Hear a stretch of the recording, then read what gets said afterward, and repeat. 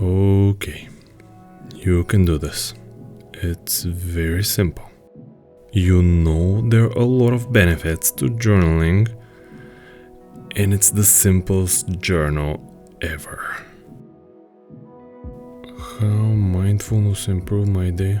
Well, I'm more creative, but that's what I wrote yesterday too. What does my internal dialogue consist of? Should I be doing this at all? How does my internal dialogue shape my idea of myself?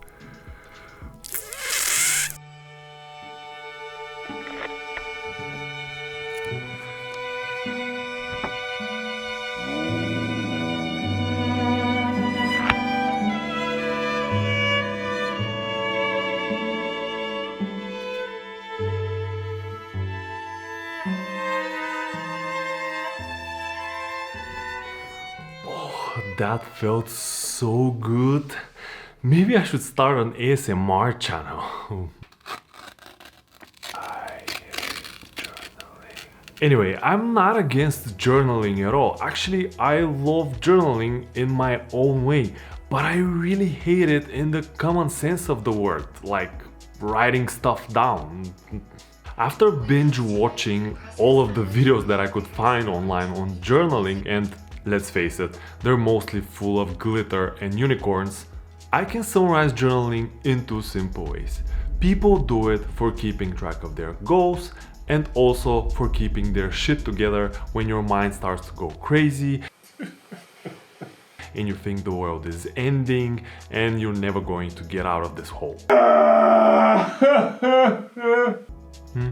Sounds about right. I think a much more productive and constructive way to journal is to have an honest conversation with somebody that you trust.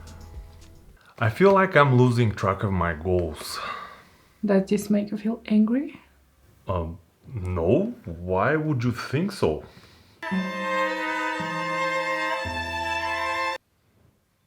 Okay, so how does this make you feel? How does feeling lost makes me feel? Well, lost?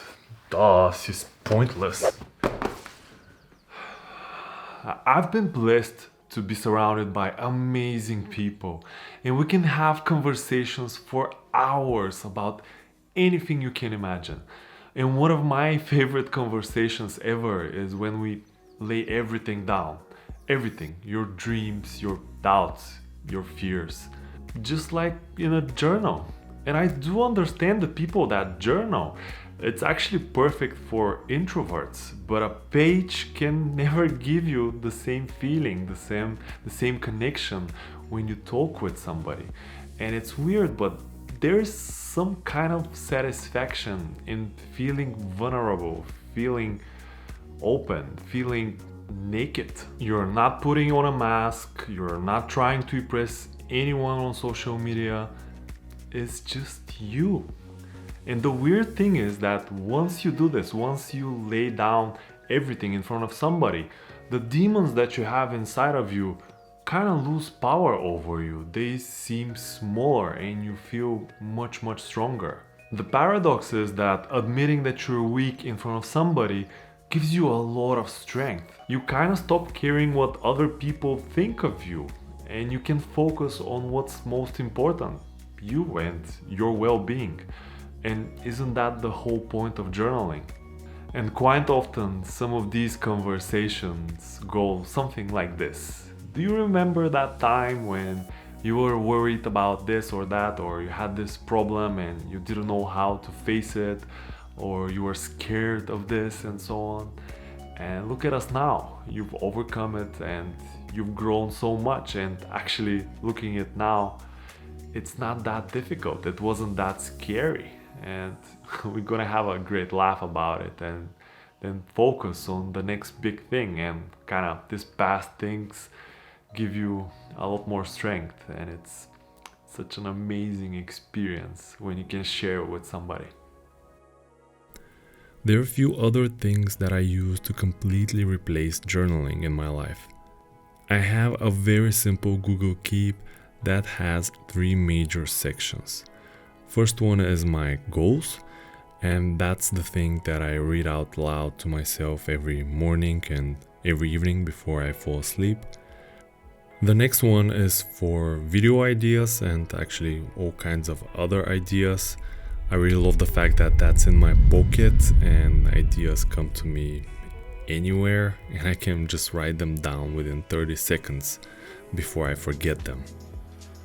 The next note is a very simple to-do list. Whatever gets done gets deleted, and if something stays for longer than a couple of days, I just reevaluate. Maybe it's not that important to be on my to-do list. I also use Twitter as a kind of a diary. Obviously nobody's really following me there, so I've turned it into a universe wish list. It's my way to hold myself accountable in public, and it will be kinda cool to go back to the tweet and mark it as done. If all of this sounds all over the place, that's because it is, and my thoughts are all over the place, and pretty much that's one of the reasons I cannot stick to journaling. Talking about accountability, my greatest alternative to journaling is obviously making videos. Watching myself and the struggles I've had from about a year or two ago, I can see the road I've covered and the obstacles I've faced. I remember one of my first videos. It was a vlog in Italy, and I was super scared to do it and to talk in public and to just be a YouTuber. Rewatching it now, I can kind of have an open conversation with myself and tell myself that I've done quite a lot and I've covered a lot of ground and it wasn't that scary at the end of the day. And there's still a long road ahead and I'll just continue pushing forward. If video is not your thing, you can always try voice recording as an alternative to journals. You are amazing. I know! Okay, I think that's enough for this video. Haydi, ciao. Забравили. Сега се прави, че си записваш.